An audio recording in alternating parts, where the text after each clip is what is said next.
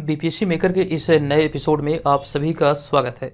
आज के इस वीडियो में 19 दिसंबर 2022 से संबंधित बिहार करंट अफेयर्स और साथ ही राष्ट्रीय और अंतर्राष्ट्रीय घटनाओं से करंट अफेयर्स के जितने भी प्रश्न बनेंगे, संबंधित सारी जानकारी आपको विस्तार पूर्वक दिया जाएगा। एक बार पुनः आप सभी छात्रों को बता दूं, वैसे छात्र जो इस श्रृंखला के साथ पहली बार जुड़े हैं, तो इस श्रृंखला के सारे वीडियो पीडीएफ नोट्स आदि आपके बिहार के सभी प्रतियोगी परीक्षाओं के दृष्टिकोण से महत्वपूर्ण है। आपको यहाँ पर जानकारी दे दूं, बहुत सारे लोग कमेंट कर रहे हैं कि सर नवंबर वाला अभी तक अपडेट नहीं हुआ है। तो मंथली करंट अफेयर्स के अंतर्गत नवंबर वाला भी पीडीएफ बहुत समय पहले ही अपडेट कर दिया गया है। आप लोग बीपीएससी मेकर ऐप पर अपने कोर्स के अंतर्गत मंथली करंट अफेयर्स का जो सेक्शन बना है, आप वहां पर जाकर के इसका पीडीएफ फाइल को डाउनलोड कर सकते हैं। और जितने भी छात्र अभी तक इसे ज्वाइन नहीं किए हैं, तो आप चाहें तो इस करंट अफेयर्स की श्रृंखला को ज्वाइन कर सकते हैं। यह निसंदेह आपके बिहार के सभी प्रतियोगी परीक्षाओं के लिए उपयोगी होने वाली है। इस करंट अफेयर्स की सीरीज में आपका बिहार अंतर्राष्ट्रीय तीनों घटनाओं का समग्र विश्लेषण आपके सामने प्रस्तुत किया जाता है। और रही बात यहाँ पर 68वीं बीपीएससी एग्जाम की, तो ये एग्जाम आपका प्रस्तावित है 12 फरवरी 2023 को, और इस एग्जाम के लिए 62 दिनों का एक टेस्ट सीरीज प्लान लॉन्च हुआ है। इसकी कंप्लीट जानकारी आपको इस वीडियो में दिया जाएगा। पूरे वीडियो को ध्यानपूर्वक देखिए और आप चाहें तो इस टेस्ट सीरीज को जरूर ज्वाइन कीजिएगा, क्योंकि ये आपकी तैयारी का सही तरीके से आकलन करेगा। अब यहाँ पर हम आ चुके हैं पिछले वीडियो के प्रश्न पे। ये प्रश्न आपसे पिछले वीडियो में पूछा गया था। प्रश्न था कि निम्नलिखित में से किस देश ने हाल ही में महिलाओं के हस्ताक्षर वाला पहला बैंक नोट छापा है। संबंधित सारी जानकारी यहाँ से हमने आपको दिया था और आपको बताया था इसका राइट आंसर होगा ऑप्शन नंबर डी, यानी कि अमेरिका ने अभी हाल ही में महिलाओं के हस्ताक्षर वाला पहला बैंक नोट छापा है। बहुत इंपॉर्टेंट प्रश्न है। कोशिश कीजिए कि जो भी प्रश्न आप लोगों से पूछे जाते हैं, आप लोग से कमेंट बॉक्स में लिखें और सारी जानकारी विस्तार पूर्वक लिखें। और आपको इस बात का ध्यान रखना है, हमारे तमाम मटेरियल आपको बीपीएससी मेकर ऐप पर ही उपलब्ध कराया जाता है। अब यहाँ पर हम आ चुके हैं आज के इस वीडियो के पहले प्रश्न पे। आज के इस वीडियो का हमारा पहला प्रश्न है कि बिहार में नवंबर 2021 की तुलना में नवंबर 2022 तक कितना प्रतिशत अधिक जीएसटी का संग्रह हुआ है। बिहार करंट अफेयर्स के दृष्टिकोण से ये एक इम्पॉर्टेंट प्रश्न है। जिस भी प्रश्न में मैं आपको स्टार मार्क दे रहा हूँ, आप उस प्रश्न को एकदम स्पेशल ट्रीट करेंगे और उसे अच्छी तरीके से याद रखेंगे। आपको यहाँ पर इसका राइट आंसर की जानकारी अगर दूँ, तो इसका राइट आंसर होगा ऑप्शन नंबर ए, यानी कि 28% का जो कह सकते हैं इजाफा, या फिर कह सकते हैं इसमें जो वृद्धि दर्ज की गई है। तो ध्यान रखिए, ऑप्शन नंबर ए यहाँ पर इस प्रश्न का राइट आंसर होगा। इस प्रश्न के एक्सप्लेनेशन की बात करें तो आपको ध्यान रखना है कि बिहार में पिछले साल की तुलना में इस बार 28% यानी कि 28% अधिक जीएसटी संग्रह हुआ है, जो कि देश में सबसे अधिक है। अन्य राज्यों से तुलना करें तो सभी राज्यों की, यानी कि राज्यों की कैटेगरी में भारत में बिहार की जो स्थिति है जीएसटी संग्रह में, ये सर्वाधिक है। सर्वाधिक वृद्धि दर्ज की गई है यहाँ पर बिहार में, कुल मिला के 28%। राष्ट्रीय स्तर पे हम बात करें, यानी कि पूरे भारत की ओवरऑल हम बात करें, तो जीएसटी संग्रह राष्ट्रीय स्तर का जो हुआ है, आपको ध्यान रखना, महज इसमें 11% की वृद्धि दर्ज की गई है। ये आंकड़े यहाँ से दोनों आपको ध्यान रखना है। अब यहाँ पर हमारा अगला पॉइंट है कि नवंबर 2021 में बिहार में 1030 करोड़ जीएसटी संग्रह हुआ था, जो कि नवंबर 2022 में बढ़कर 1317 करोड़ हो गया है। और साथ साथ यहाँ पर हमारा अगला पॉइंट है, इस अवधि में उत्तर प्रदेश में 9%, महाराष्ट्र में 16%, कर्नाटक में 13%, तमिलनाडु में 10% वृद्धि हुई है, जबकि बिहार में जो वृद्धि दर्ज हुई है 28% है, जो कि सबसे अधिक है। तो इस लिहाज से यह प्रश्न आपके लिए बहुत बहुत इंपॉर्टेंट है। और जीएसटी की यहाँ पर बात है, तो जीएसटी के बारे में कंप्लीट जानकारी आगे के एक प्रश्न में मैं आपको देने वाला हूँ। फिलहाल हम यहाँ पर स्किप करते हुए चलते हैं दूसरे प्रश्न पे। तो ये दूसरा प्रश्न है कि कलुथरा श्रीलंका में आयोजित 16वें Asian school under 11 chess championship में निम्न में से बिहार के किस खिलाड़ी ने स्वर्ण पदक जीता है। इस प्रश्न का हमारा राइट आंसर होगा ऑप्शन नंबर बी, यानी कि मोहम्मद रियान ने अभी हाल ही में यहाँ पर स्वर्ण पदक जीतकर बिहार को गौरवान्वित किया है। आपको ध्यान रखना है कि कलुथरा श्रीलंका में आयोजित 16वें Asian school under 11 chess championship में पटना बिहार के होनहार खिलाड़ी मोहम्मद रियान स्वर्ण पदक जीतकर बिहार को गौरवान्वित किया है। ये आपको ध्यान रखना है, Asian school under 11 chess championship का 16वां संस्करण था, जो कि श्रीलंका के कलुथरा में आयोजित हुआ है। और यहाँ पर पटना बिहार के मोहम्मद रियान ने स्वर्ण पदक जीतकर बिहार का नाम रोशन किया है।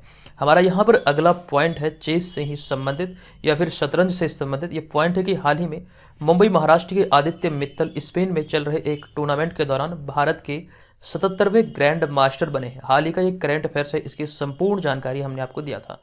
साथ ही यहाँ पर हम आगे के कुछ पॉइंट में बात करें भारत के कुछ एक ग्रैंड मास्टर की जो कि रिसेंटली बने हैं, तो ऐसे में ये कंप्लीट सूची है जो आप यहाँ पर देख रहे हैं। 70वें ग्रैंड मास्टर बने हैं राजा ऋत्विक जो कि तेलंगाना के हैं। उसके बाद 71वें संकल्प गुप्ता तमिलनाडु के।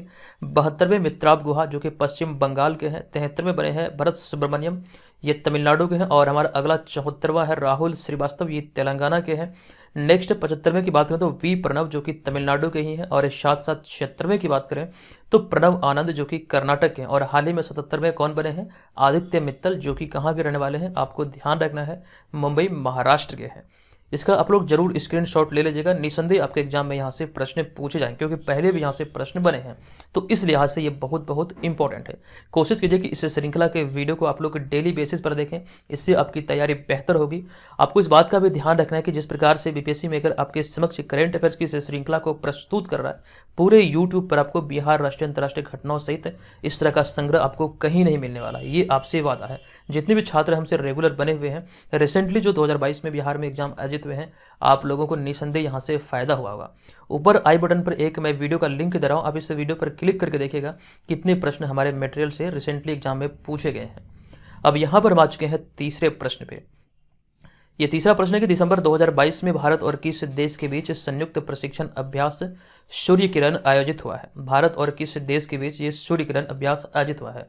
आप सभी को पता है, कई बार हमने जानकारी दिया, 2021 में भी आपको बताया था। ये सूर्य किरण जो अभ्यास है ये भारत और नेपाल के मध्य आयोजित होता है। तो ऐसे में ऑप्शन नंबर सी यहाँ पर इस प्रश्न का राइट आंसर होगा। अब यहाँ से एग्जाम में प्रश्न किस प्रकार से बनेंगे, पूछे जाएंगे कि सूर्य किरण जो अभ्यास अभी हाल ही में भारत और नेपाल के मध्य आयोजित हुआ, ये कौन सा संस्करण था, ये कहाँ आयोजित हुआ, इस तरह के प्रश्न पूछे जा सकते हैं। तो इसमें आपको ध्यान रखना कि भारत नेपाल संयुक्त सैन्य प्रशिक्षण अभ्यास सूर्य किरण का 16वां संस्करण हाल ही में नेपाल आर्मी बैटल स्कूल सलझंडी में आयोजित किया गया। ये यहाँ से आपको ध्यान रखना, ये इसका 16वां संस्करण था। और इसकी आयोजन तिथि की बात करें तो ये 16 दिसंबर से 29 दिसंबर 2022 तक ये प्रस्तावित है। और वहीं पे हम अगले पॉइंट की बात करें तो इस अभ्यास का यानी कि अभ्यास सूर्य किरण का जो 15वां संस्करण था, जो कि इसका पिछला संस्करण था, ये 20 सितंबर 2021 से उत्तराखंड के पिथौरागढ़ में आयोजित किया गया था। ये जानकारी इसी श्रृंखला के अंतर्गत आपको दिया गया था। ये श्रृंखला 2020 से चल रही है और आपको ध्यान रखना है कि बिहार की परीक्षाओं पर केंद्रित है। हमारा अगला पॉइंट यहाँ पर होगा जो कि बहुत बहुत इंपॉर्टेंट है। यहाँ पर हमने एक एक्स्ट्रा फैक्ट को शामिल किया है कि अक्टूबर 2022 में जारी वैश्विक भूख सूचकांक यानी कि ग्लोबल हंगर इंडेक्स के अनुसार भारत पिछले साल की तुलना में 6 पायदान फिसलकर 121 देशों में 29.1 स्कोर के साथ 107वें स्थान पर पहुंच गया है। यानी कि ग्लोबल हंगर इंडेक्स 2022 रिपोर्ट की अगर हम बात करें तो इसके आधार पर भारत कुल मिलाकर 121 देशों की सूची में 107वें स्थान पर है। वहीं पर हम बात करें पाकिस्तान की तो पाकिस्तान 99वें स्थान पर है, श्रीलंका 64वें, बांग्लादेश 84वें और नेपाल, चूँकि यहाँ पर हमने प्रश्न में नेपाल की चर्चा किया था क्योंकि इसका जो 16वां संस्करण है अभ्यास सूर्य किरण का, ये नेपाल में आयोजित हुआ। तो नेपाल की बात करें तो वैश्विक भूख सूचकांक यानी कि ग्लोबल हंगर इंडेक्स में नेपाल 81वें स्थान पर है। जबकि हम बात करें यहाँ पर म्यांमार की तो म्यांमार 71वें स्थान पर है। ये यहाँ से आपको ध्यान रखना है। नेक्स्ट हमारा चौथा प्रश्न है कि निम्नलिखित में से किस राज्य के तंदूर लाल चने को हाल ही में जीआई टैग अर्थात जियोग्राफिकल इंडिकेशन टैग दिया गया है? तो बात करें यहाँ पर तंदूर लाल चने की तो ये संबंधित है आपका यहाँ पर राइट आंसर होगा तेलंगाना, यानी कि ऑप्शन नंबर डी यहाँ पर इस प्रश्न का राइट आंसर होगा। आपको जानकारी रखना है कि हाल ही में तेलंगाना के तंदूर लाल चने को पंजीकृत जीआई यानी कि जियोग्राफिकल इंडिकेशन टैग मिल गया है। साथ साथ यहाँ पर आपको इस बात का भी ध्यान रखना, यह तेलंगाना का जीआई टैग प्राप्त 16वां उत्पाद है। इससे पहले आपको इस बात का ध्यान रखना है कि 15 उत्पाद को जीआई टैग दिया गया था। इस प्रकार ये तंदूर लाल चना जो है तेलंगाना का ये 16वां उत्पाद है जो कि अभी हाल ही में जीआई टैग इन्हें दिया गया है। और बिहार के दृष्टिकोण से जीआई टैग के बारे में एक पॉइंट यहाँ पर हमने लिखा है, इंपॉर्टेंट है कि लंबे समय के संघर्ष के बाद 14 अगस्त 2022 को केंद्र सरकार द्वारा मिथिला मखाना को जीआई टैग दिया गया। हालांकि मिथिला मखाना को जो जीआई टैग दिया गया इसे बिहार मखाना पहले नाम दिया गया था, लेकिन इसका नाम का परिवर्तन करते हुए फिर नाम में परिवर्तन करते हुए जीआई टैग जो दिया गया है ये मिथिला मखाना के रूप में दिया गया है। ये यहाँ से नोट करने लायक है, बिहार करंट अफेयर्स के दृष्टिकोण से ये बहुत बहुत इंपॉर्टेंट है। नेक्स्ट पॉइंट है भारत में किस किसी भौगोलिक क्षेत्र की विशेष गुणवत्ता की वस्तुओं को विश्व में पहचान दिलाने के लिए जीआई टैग दिया जाता है। जीआई टैग अगर किसी वस्तु को मिलती है तो उसकी जो इंटरनेशनल मार्केटिंग है वो काफ़ी ज़्यादा आसान होती है, एक अलग तरीके से उन्हें पहचान मिलती है। और जीआई टैग के बारे में कुछ एक्स्ट्रा फैक्ट यहाँ पर शामिल किया गया कि इसके लिए एक एक्ट 1999 में पारित किया गया था, जिसके आधार पर ही किसी भौगोलिक क्षेत्र की विशेष गुणवत्ता वाली वस्तुओं उत्पादों को जीआई टैग दिया जाता है। बात करें यहाँ पर अगले पॉइंट की, तो भारत में सबसे पहले 2004-5 में दार्जिलिंग चाय को जीआई टैग अर्थात जियोग्राफिकल इंडिकेशन टैग दिया गया था। नेक्स्ट पॉइंट है जीआई टैग 10 वर्षों के लिए दिया जाता है किसी भी उत्पाद को। जैसे कि उदाहरण के तौर पे हम ले मिथिला मखाना को जो जीआई टैग मिला है 14 अगस्त 2022 को, तो ये 14 अगस्त 2032 तक के लिए वैध है, अगले 10 वर्षों तक के लिए ये वैध है। उसके बाद यानी कि अगले 10 वर्षों के बाद पुनः इसे जीआई टैग लेना अनिवार्य होगा, या फिर कह सकते हैं यहाँ पर जीआई टैग लेने के लिए पंजीकरण कराना अनिवार्य होगा। ठीक है, 10 साल की अवधि के लिए दिया जाता है, 10 साल की अवधि के बाद ये इनवैलिड हो जाता है ये टैग। नेक्स्ट यहाँ पर हमारा अगला हो जाएगा 5वां प्रश्न, लेकिन उससे पहले एक जानकारी ये भी आपको ध्यान रखना है कि हाल ही में हैदराबाद की हलीम को एक प्रकार का खाद्य उत्पाद है जो कि आपको ध्यान रखना है, मैंने जानकारी दिया था, इसे जीआई टैग मिला है कुछ समय पहले, हमने इसी श्रृंखला के अंतर्गत आपको बताया था। नेक्स्ट यहाँ पर 5वां प्रश्न है कि हाल ही के घोषणा के अनुसार सैटेलाइट स्पेक्ट्रम नीलामी करने वाला पहला देश कौन बनेगा। तो नवीनतम घोषणा के आधार पर सैटेलाइट स्पेक्ट्रम नीलामी करने वाला पहला देश बनेगा अपना भारत। तो ऐसे में ऑप्शन नंबर ए यहाँ पर इस प्रश्न का राइट आंसर हो जाएगा। संबंधित सारी जानकारी यहाँ पर लिखी गई कि भारतीय दूरसंचार नियामक प्राधिकरण यानी कि ट्राई के चेयरमैन पीडी बघेला के अनुसार भारत उपग्रह संचार यानी कि सैटेलाइट संचार के लिए स्पेक्ट्रम की नीलामी करने वाला पहला देश होगा। इस आधार पर यहाँ पर प्रश्न को शामिल किया गया है। नेक्स्ट पॉइंट यहाँ पर यह कि नवंबर 2022 में ट्राई ने भारत में सैटेलाइट अर्थ स्टेशन गेटवे की स्थापना के लिए एक अलग लाइसेंस व्यवस्था का भी सुझाव दिया था। साथ साथ यहाँ पर ट्राई के बारे में हमने लिखा कि इसकी जो स्थापना हुई थी ये 20 फरवरी 1997 को इसकी स्थापना हुई थी। और ट्राई के मुख्यालय की बात करें तो इसका मुख्यालय जो है ये नई दिल्ली में है। तो इतनी सारी जानकारी यहाँ से आपको ध्यान रखना है। चलते हम यहाँ पर अगले 6ठे प्रश्न पे। तो यहाँ पर अब हमारा अगला 6ठा प्रश्न है कि हाल ही में पीएम कौशल को काम कार्यक्रम का नाम बदलकर निम्नलिखित में से क्या किया गया है। ये प्रश्न यहाँ पर पूछा गया है और इस प्रश्न का हमारा राइट आंसर होगा प्रधानमंत्री विरासत का संवर्धन। ये इसका नाम में परिवर्तन करते हुए किया गया है। तो ऑप्शन नंबर डी यहाँ पर इस प्रश्न का राइट आंसर होगा। आपको ध्यान रखना, हाल ही में अल्पसंख्यक कार्य मंत्रालय द्वारा प्रधानमंत्री कौशल को काम कार्यक्रम को प्रधानमंत्री विरासत का संवर्धन योजना के रूप में एक नया नाम दिया गया है। ऐसे में बहुत ज़्यादा खबरों में है, इस नए नाम को आपको यहाँ से ध्यान रखना है। और यह एकीकृत योजना मंत्रालय की 5 पूर्ववर्ती योजनाओं जिनमें कि आपको ध्यान रखना सीखो और कमाओ, उस्ताद और धरोहर, हमारे धरोहर, नई रोशनी और नई मंजिल को आपस में जोड़ती है। यानी कि कुल मिला के पूर्ववर्ती 5 योजनाओं को मिलाकर या फिर इसमें सम्मिलित किया गया है इसे प्रधानमंत्री विरासत का संवर्धन योजना के रूप में। ये यहाँ से नोट कर लीजिएगा। और इसके बाद हम बढ़ते हैं अगले पॉइंट पे। तो हमारा अगला पॉइंट है प्रधानमंत्री कौशल विकास योजना के बारे में। इसकी जो शुरुआत हुई थी ये 2015 में की गई थी। पीएम कौशल को काम या फिर प्रधानमंत्री कौशल विकास योजना की जो शुरुआत हुई थी ये 2015 में की गई थी। और साथ साथ इस योजना के उद्देश्य की बात करें तो इस योजना का उद्देश्य ऐसे लोगों को रोजगार मुहैया कराना है जो कि कम पढ़े लिखे और या फिर बीच में स्कूल छोड़ देते हैं। तो ऐसे लोगों के उत्थान के लिए इस योजना की शुरुआत की गई थी 2015 में। नेक्स्ट यहाँ पर हमारा 7वां प्रश्न होगा कि निम्नलिखित में से कहाँ से हाल ही में अग्नि 5 मिसाइल का सफल परीक्षण किया गया है। तो अभी हाल ही में अग्नि 5 मिसाइल का सफल परीक्षण किया गया है उड़ीसा के तट से। यानी कि ऑप्शन नंबर सी यहाँ पर इस प्रश्न का राइट आंसर हो जाएगा। आपको यहाँ पर ध्यान रखना है कि भारत ने हाल ही में 16 दिसंबर 2022 को उड़ीसा के अब्दुल कलाम द्वीप से अग्नि 5 मिसाइल का सफल परीक्षण किया है। और यह मिसाइल 5000 किलोमीटर दूर तक के लक्ष्य को भेदने और लंबी दूरी की परमाणु बम को ले जाने में सक्षम है।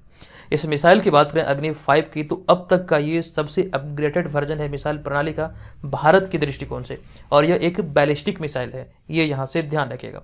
और अग्नि 5 मिसाइल के बारे में इसी चीज़ को यहाँ पर लिखा गया। अग्नि 5 जो मिसाइल है ये बैलिस्टिक मिसाइल है जो कि इसका पहली बार परीक्षण जो हुआ है ये साल 2012 में किया गया था। अग्नि 5 बैलिस्टिक मिसाइल का पहली बार परीक्षण जो पहली यूनिट का परीक्षण था ये वर्ष 2012 में किया गया था।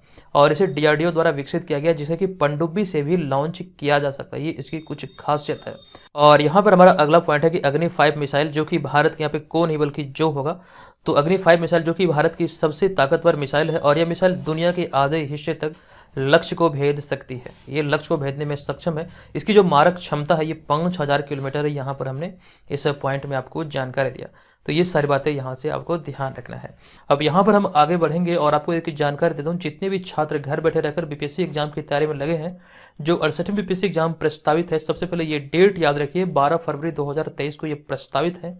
इस एग्जाम को देखते हुए 62 दिनों का एक टेस्ट सीरीज प्लान लॉन्च किया गया है, जो कि आपकी तैयारी का सही तरीके से आकलन करेगा। इसमें 50 टेस्ट आपका शामिल है, जिसमें आपका इसके अतिरिक्त यानी कि 12 सेक्शनल टेस्ट है, जो कि करंट अफेयर्स का है।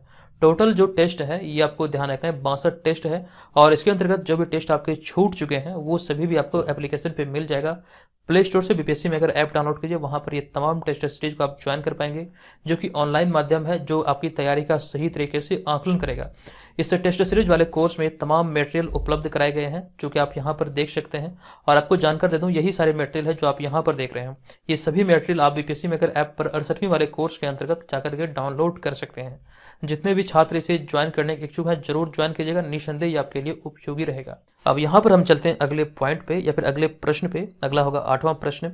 ये मेटे फ्रेडरिक्सन हाल ही में किस देश की प्रधानमंत्री बनी है? राइट आंसर होगा डेनमार्क, यानी कि ऑप्शन नंबर ए यहाँ पर इस प्रश्न का राइट आंसर होगा।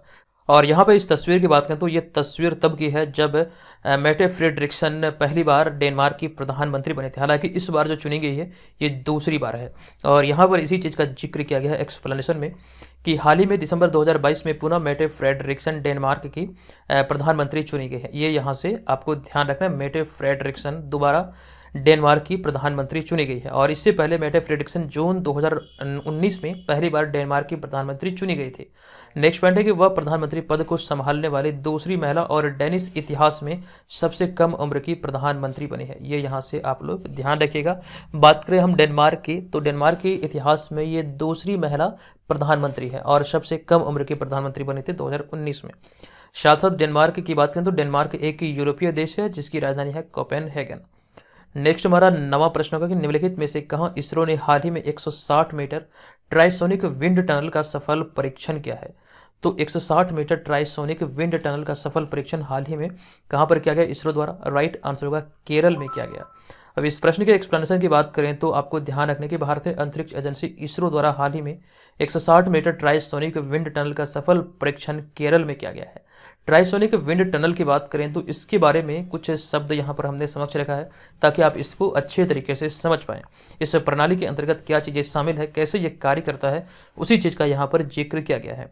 तो ट्राइसोनिक विंड टनल एक ऐसी प्रणाली है जिसका उपयोग अंतरिक्ष यानों के एरोडायनेमिक डिजाइन, साथ ही साथ बलों तथा लोड वितरण का मूल्यांकन करके स्केल किए गए मॉडल पर दबाव और ध्वनिक स्तरों को बनाए रखने के साथ साथ अंतरिक्ष यान के पृथ्वी के वायुमंडल में फिर से प्रवेश करने में सहायता करती है। यही एक प्रकार की प्रणाली है ट्राइसोनिक विंड टनल प्रणाली, जिसकी शुरुआत अभी हाल ही में या फिर इसका जो सफल परीक्षण जो भी हाल ही में हुआ ये केरल में किया गया है। इसकी लंबाई की बात करें तो 160 मीटर ये टनल लंबी है। और वहीं पे हमारा अगला पॉइंट है केरल से संबंधित। हाल ही के दिनों में हमने इसकी जानकारी आपको दिया था कि भारत की उड़नपरी नाम से प्रसिद्ध पीटी ऊषा को भारतीय ओलंपिक संघ का नया अध्यक्ष बनाया गया है। और इस प्रकार देखें तो केरल की पीटी ऊषा भारतीय ओलंपिक संघ में चुनी जाने वाली पहली महिला अध्यक्ष बनी है। ये यहाँ से नोट कीजिएगा, बहुत बहुत इंपॉर्टेंट है। पीटी ऊषा की बात करें तो पीटी ऊषा केरल की ही रहने वाली है। नेक्स्ट 10वां प्रश्न है कि हाल ही में दिसंबर 2022 में कोलकाता अंतर्राष्ट्रीय फिल्म महोत्सव का कौन सा संस्करण आयोजित हुआ है? तो दिसंबर 2022 में कोलकाता अंतर्राष्ट्रीय फिल्म महोत्सव का 28वां संस्करण आयोजित हुआ। राइट आंसर है ऑप्शन नंबर बी। आपको ध्यान रखना है कि कोलकाता अंतर्राष्ट्रीय फिल्म महोत्सव का आयोजन पश्चिम बंगाल सरकार के तहत पश्चिम बंगाल फिल्म केंद्र द्वारा कोलकाता में किया जाता है और ये एक वार्षिक कार्यक्रम है। और आपको ध्यान रखना है इसकी शुरुआत हुई थी 1995 में, यानी कि 1995 में इसकी शुरुआत हुई थी।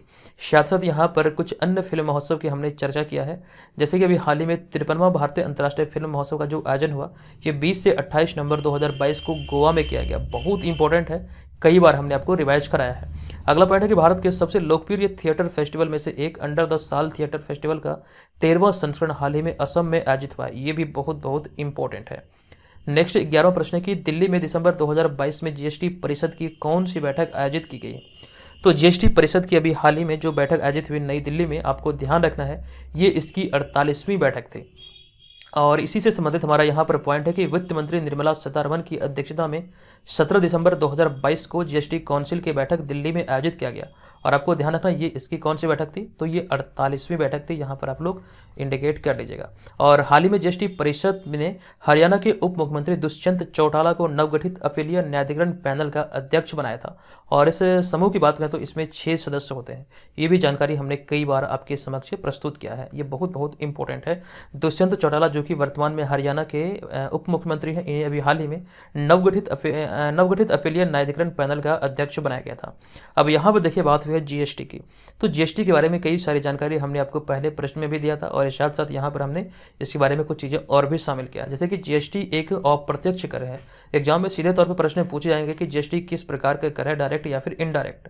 तो यहाँ पर इस प्रश्न का राइट आंसर होगा इनडायरेक्ट कर है या फिर अप्रत्यक्ष कर है।